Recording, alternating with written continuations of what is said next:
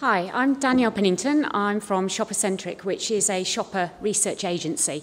I have to confess, I don't know an awful lot about the Irish market. I've visited here on occasion. My husband has Irish relatives, so obviously we've come over to visit. But beyond that, you are the experts in terms of the Irish shopper and what has been happening over the last few years. But what I hope to do today is to share with you what's happening in the UK, and maybe there's some things there.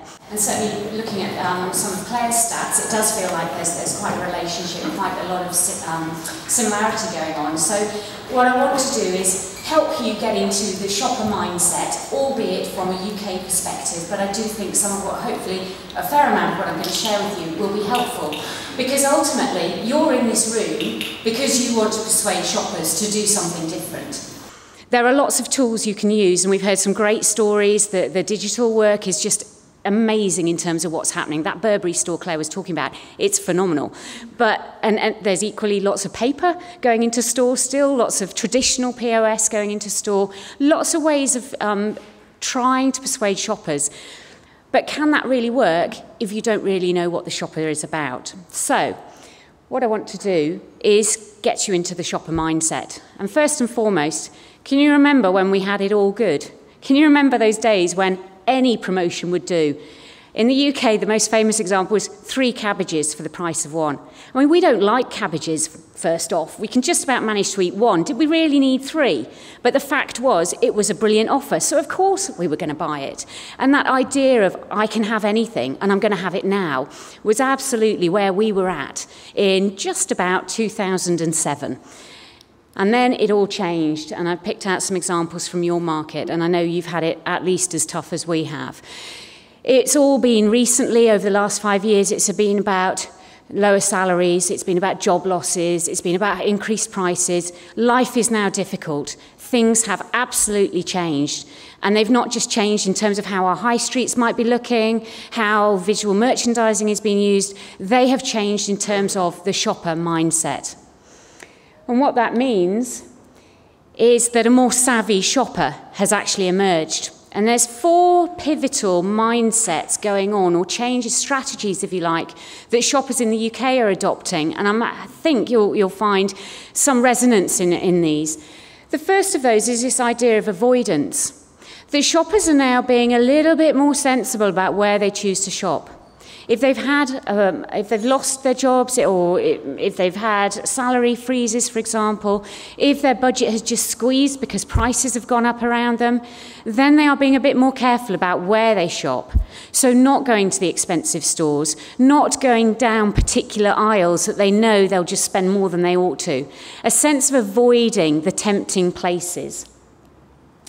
They're also talking about economising. I mean, that's the obvious one, isn't it? The one where if I've got less money in my pocket, then I'm going to look for the lower prices. I'm going to chase around the promotions.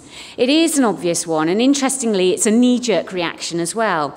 So we saw this peak in sort of 2008, 2009 in the UK. It then actually dipped down a little bit last year when we in the UK thought, well, hey, it's all over. We're starting to get back into the good times. And then the double-dip recession hit us. So we're economising again. It is an easy knee-jerk reaction, but the interesting thing is it isn't the only strategy we adopt. So the idea that the answer to the recession from the retail perspective is to put lower prices into store is not necessarily the right answer, because shoppers are also being more prudent. And that isn't just about the price I'm going to pay. That is about how I get the most out of my money. That is about learning how to avoid waste. That I don't buy 3 cabbages, even if it is for the price of 1, because I know I'm going to throw away 2.5 of those cabbages. That I don't bulk up on yogurts that I know are going to go out of date before I've had a chance to buy them. Oh, sorry, to eat them even. That I'm much more sensible about what I'm doing. And it's not austerity. It's not about purely cutting back. It's about making the most out of the choices that I make and the money that I spend. And also, at the end there, we've got this idea of active shopping. In some respects, dare I say, we as shoppers have never had it so good in terms of dealing with a recession. You look back in the 70s, our mums and dads didn't have the number of stores that they could choose from. They didn't have the online option. They didn't have private label. They didn't have the mix of brands. There are so many choices that we as shoppers can make now, and part of that is about potentially moving physically from one store to another to find the better deals. Or perhaps it's going online and finding vouchers before I go to store, being more active and more thoughtful. So overall, we are now trying to market to much savvier shoppers. They can see through a lot of the marketing efforts that we're putting together now. And they can spot when they're being taken for a little bit of a ride. So they're harder to sell to. And that's what I want to take you through over the next few charts, really. And these are the sorts of comments that in the UK summarise really where shoppers are at. You know, I'm more aware of pricing than I used to be. That I try to avoid being tempted by things I don't need. So that idea of I want it all now has fundamentally shifted to a big question almost every time shoppers take a product off shelf. Do I really need it? And if the answer is probably not, then a lot of those shoppers are putting that product back. So that's the mindset that you're working with and that you need to bear in mind when you're putting together the activities that you want to use to encourage different behaviours in store.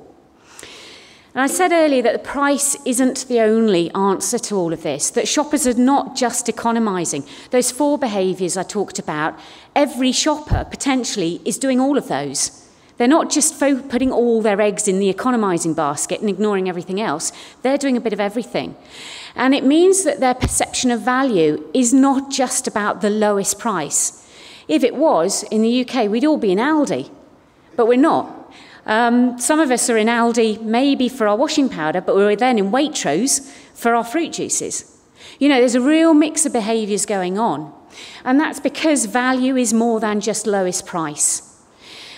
And that equation, if you like, or that definition differs between categories. So we as shoppers aren't just savvy, we're also incredibly complicated, which is why there isn't one single solution to how you market to shoppers.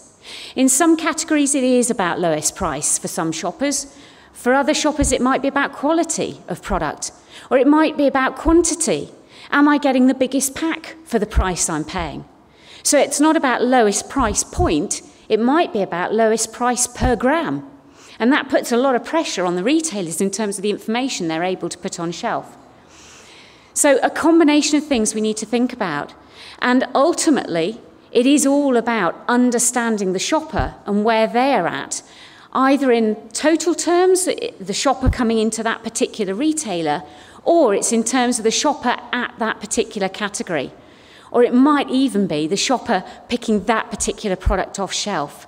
If you don't know where they're at and where their mindset is, how can you properly sell to them? So they are absolutely pivotal to what you need to do. They are in the driving seat, I'm afraid. Suppliers in the room might think that for a long time retailers have been in the driving seat. Certainly in the UK, retailers are very good at persuading, dare I say persuading, the brands to pay a little extra for a gondola end or cut their margins. And so often it's been a feeling that retailers are in the driving seat. Actually, it's the shoppers who are in the driving seat. It's the shoppers who persuaded Waitrose to launch their essentials range. Who'd have thought in 2007 that Waitrose, a high-end brand in the retail grocery sector, would need essentially a value own label range? No one would have seen that coming.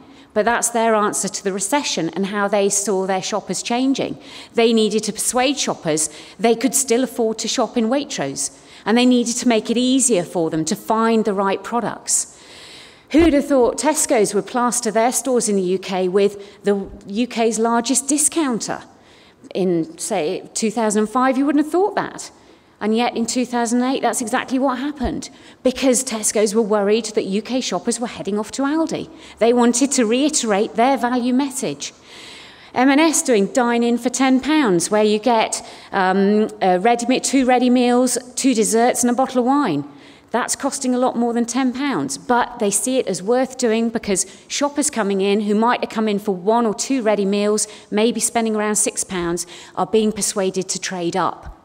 These are initiatives that are driven out of the need to persuade shoppers to do something different and an understanding that shoppers have changed, and that's why shoppers are increasingly in the driving seat.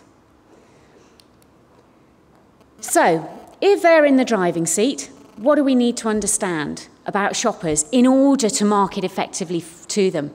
The first thing you need to understand is that shoppers arrive at your fixture with thoughts in mind. They have a particular approach to any category. It will differ according to that category, but you need to understand what that is before you start marketing to them. Easy example is chilled ready meals. As a shopper, I don't go in looking for chilled ready meals thinking, oh, I might buy an own label today, or maybe I'll buy a brand. I go in thinking, right, it's for the kids and it's for me and my husband, so maybe we need something that's pretty generic. Perhaps we'll go for Italian today. So if I walk into a fixture and it is blocked by own brand and by branded, and therefore the Italian meals are scattered around that, that doesn't meet my needs. That confuses me from the start, or that narrows down the options that I am going to be looking at. Potentially I come across the own label first, and I assume that's all there is, so I just focus there. The branded products don't even get a look in. So what from a brand perspective might have been a sensible layout, brilliant, I'm on my own, I'm away from the own label, those shoppers, they can't see that comparison in price. Suddenly the brand's cut out of the equation, because I as shopper am blinkered. And I'm going to make that choice as quickly as I can because I've got so much other shopping to do. So if I can't see the whole choice there in front of me in a way that works for me as a shopper, then I focus on what I can see and I make the decision from that basis. So if you don't understand how the shopper mindset works at that very start point, you could totally miss a trick and miss the opportunity to persuade the shopper. Shoppers learn to work with the environments that they're operating in, and that's why when retailers move things around, shoppers get so frustrated. In the UK, these are the sorts of very typical generic things that shoppers will be thinking. So they think of gondola ends. They won't necessarily call them gondola ends, but end of aisle, whatever we call it. That, to them in the UK, we become quite used to seeing that as a place where there will be promotions. So if I'm in promotion mode, maybe I'm going to bounce around between those gondola ends. But the other assumption that I make as a shopper is if I see toothpaste and oral care at a gondola end, that means that either side of the gondola end, I will find the full range. So if I'm attracted to that gondola end, but I think, but actually I've got my toothpaste now, but I can't find my mouthwash, and I then look round either side to find the oral care, and if it isn't there, that stumped me. Well, where is it? Oh, right, frustrated, fed up shopper, here I go. Those sorts of links, if you like, in the shopper's mind, the shortcuts they're attempting to make their life as easy as possible can be very easily disrupted by what a retailer or a category is trying to do to persuade them to do something different. So, oh, sorry, we've moved on a bit quickly there. Oops, sorry, go back to, I was getting a bit lively with my fingers, wasn't I? Right, there we are. I'll try and work my way through, talk as quickly as my fingers are going. Anyway, another thing to be aware of is a change in shelf height. So aisles can be very long, can't they? And they can look like an array of products. And shoppers are trying to find, there's no signage there to help them, no bus stops, no sense of visual breakup. They're trying to find where their category begins and ends. And the difference in shelf height, believe it or not, shoppers will use that to determine, okay, that's going to be a change in category. So in the UK, the bath and soap aisle can tend to look very long, not a lot of differentiation. All the products are quite small, tend to look quite similar. Pump action soap looks a little bit similar to shower gel product packaging. So if I see a change in shelf height, I might have come across the soaps first, and I might therefore assume, okay, if I move along to the next shelf height, that'll probably get me to where I want to be. So that might not actually be the case, that it might just be different product sizes within the same category. But again, the shopper is making assumptions and is moving possibly beyond your product into an area of the category that you don't want them to go, that they've overlooked your products. So using signage within that to just help shoppers understand the difference between the category and avoid them making assumptions, helping them work their way and navigate through is all important. Equally, if they get to the end of a fixture, they assume that's the end of the category. So again, that great long aisle of bath care or toiletries, if they haven't seen what they want within that aisle, they're not going to assume, oh, it must be round the corner. They'll just assume, okay, it's not here, fine, I'll go on. I've got other things on my list and I need to get out of here to get the kids from the school. So they won't hang around. So being very careful about how categories are wrapped around, or providing them with signage, some way of alerting them to the fact that that category does actually continue round the corner. In the UK as well, shoppers now assume top shelf, that's going to be the premium products. Bottom shelf, that's value. And it's all about the price laddering that Tesco, if you like, began and that others have now adopted. It really does help shoppers, but if a category doesn't follow those rules, then again, it just disrupts their expectations these days. So shoppers learn to work with the environment, and having understood how they've changed to adapt to that environment, you need to work with that and kind of continue it on, if you like, rather than attempt to disrupt it. Because if you attempt to disrupt it, these are the sorts of things shoppers will say. I'd have given up by now. You know, these are things they're saying to us when we force them to take a look at the category through an accompanied shopping process, for example. When we force them to take the blinkers off and open up their eyes.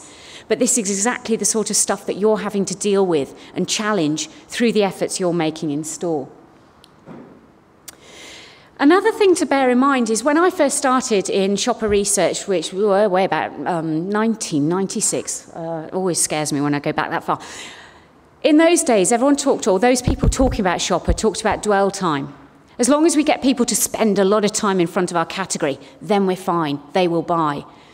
Time in front of category does not mean increased sales. There isn't a linear relationship between the time spent and the amount people spend, or the fact they spend in the first place. If that was the case, then nicotine replacement products, so the likes of Nicorette, for example, where we've got 90 seconds spent at the fixture, but we've actually got the lowest % of converted purchasing going on. It is not quantity of time, it's quality of time. Some shoppers in the UK can spend up to 2 minutes in front of toothpaste. Toothpaste is not that exciting, let's face it. They are not there because they're wanting to uncover the latest in toothpaste. They're there because they can't actually remember what the toothpaste is they've got at home. Is it the light green or the dark green? Is it the minty or the extra minty? Is it the whitening or the all singing, all dancing Total Care? I can't remember, and I'm trying to recognise it and I can't. Or here's all the basic products, but where's my Total Care? I can't find that. That is not time spent usefully. That is time when a shopper is getting more and more frustrated. So focus on encouraging them to spend the right amount of time to get to what they need to quickly, or helping them see the opportunities by providing them with the right information to help them browse and spend the time sensibly. So, what can you be doing to help shoppers? Well, the first thing you can be doing is think about the visual breakers that you can put in store to help shoppers find what they're after. Because choice can be overwhelming, and you need to break it down for them. Having a great long aisle of confectionery might seem wonderful, but it can also overwhelm, and it can lead to aisle avoidance. So how can you break that up to help shoppers find the things they want for their stock cupboard versus the special treats they want for themselves now because they're needing to recover from the shopping when they get home? It's about making manageable search areas in order to better present the choices. So shoppers have got the time to find what they're looking for, can make the right decisions rather than just the snap decisions. Oh, I recognise that, I'll just get that because I can't be bothered to spend any more time shopping now. It's also about using familiar visual references. Shoppers are very good at recognising the visual cues. And you can play that up in the signage. It doesn't have to be about words, it can be about visuals, just to help them shortcut where it is they want to get to. And then it's giving them quickly digestible information. We all know shoppers don't spend a lot of time, they don't concentrate. I mean, the digital work is absolutely fascinating because that does give us the opportunity to provide a bit more information in store than you can get from a piece of cardboard, for example. But you've still got to bear in mind shoppers have a short amount of time, so what can you do to share information, relevant information with them as quickly as possible? And all of this can only be done if you understand the shopper in the first place. Shoppers read between the lines very quickly. It's easy for you to spend a lot of time on packaging and point of sale in a focus group, and where you're allowing shoppers to really absorb what you're doing and to talk about it. But ultimately, when they're actually in the store environment, they are making snap judgments. So, bland descriptions mean a bland, basic, uninspiring product. I mean, literally in a focus group, someone on, this is Sainsbury's Essentials range, the basics range. So bless them, they've got these are handkerchiefs, paper handkerchiefs, and they've branded them nice. Shoppers crossed that through in a focus group and said adequate. That is their takeout when they see that on shelf, because it is so basic. So that's fine if that's what you're wanting to get across, but that might not necessarily be what you were anticipating. Highly manufactured photos on packaging can often leave the shopper with the feeling that that's going to be a highly manufactured product, that what you wanted to achieve isn't necessarily being got across. So think about the importance of that visual. I mean, they're not getting down into the nitty-gritty of maybe where you've put the tomatoes amongst the plate that you're presenting to them, but they are making snap judgments. Basic primary colours, so bright yellows, bright reds, bright blues, these can often signify cheap and lower quality.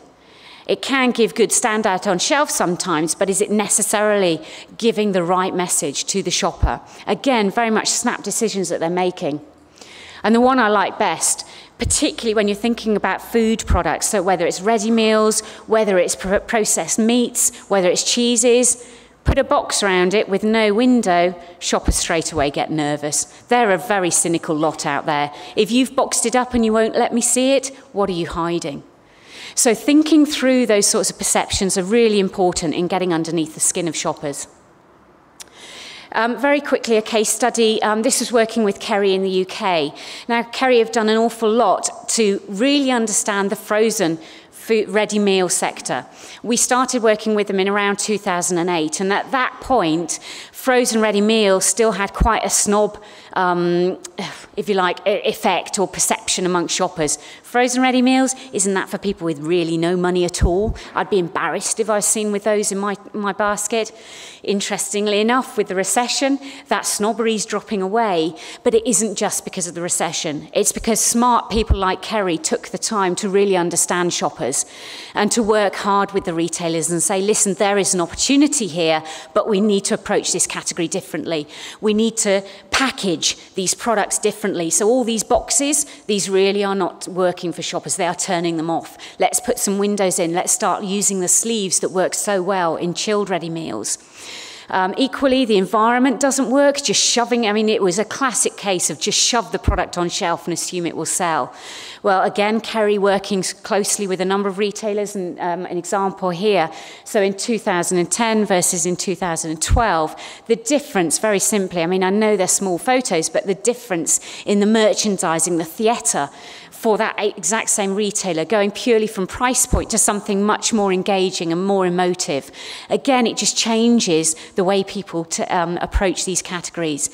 It's still work in process. They still know there's a lot more to be done, but there's been a fundamental shift from a category that was in gradual decline to a category that really is starting to push itself, up its game and make a difference. And actually makes a different statement for these retailers in terms of how they understand their shoppers, that they know it's not easy financially, but here we are presenting really good quality products at a very low price that fits with exactly what you're going through as shoppers.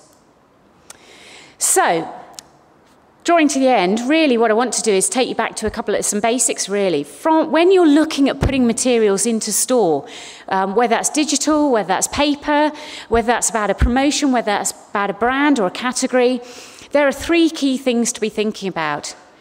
Is that visual about helping shoppers navigate? Because a lot of the time, what you're needing to do is get a shopper to the fixture.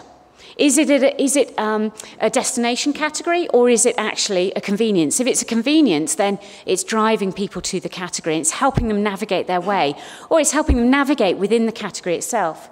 Or is it about attracting them to a particular point of purchase or a particular point of sale, or a particular brand, sorry? Or is it about persuading them?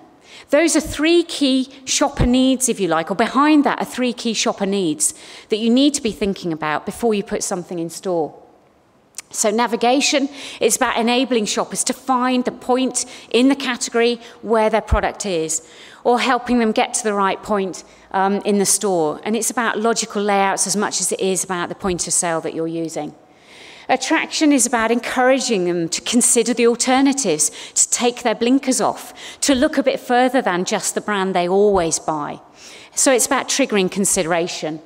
And then in terms of persuading, it's about enabling them to understand the options. It's about empowering those decisions that they're making. So navigation is about the features, which will help them to get to the right point in store, allow them to start searching. So they're not spending their time trying to find that point. They're getting to that point as quickly as possible, so then they can use their time usefully to look at the products available. Attraction is about those features that will start to engage shoppers with the product on shelf, and then persuade is those that help them understand the benefits that that product is actually going to offer to them and persuade them to make a purchase. So really, what I'd like to leave with you, if you like, is the thought that shoppers have changed because of the recession, but they've changed in a way that you can work with. They are more savvy, but a brand or a retailer that understands that savviness and works with it, that starts to give them point of sale that says, I know you're struggling, but here's a solution to it, that gives them the messages that says, I understand what you're going through. That's the retailer, that's the brand that's going to start to win through at the moment. They need to make the most out of their money. They can do that to a certain extent, but you can give them the right messaging. You can give them the right layouts. You can bring solutions together for them that help them get the most out of their money. They can still be persuaded to spend. It's not all doom and gloom, but it is about proactively selling to them. Life is not about shoving a product in store anymore and assuming it's going to sell because we've done so much advertising out of store. Of course it'll sell. Now it's about recognizing shoppers need to be sold to and actively selling to them. Thank you very much.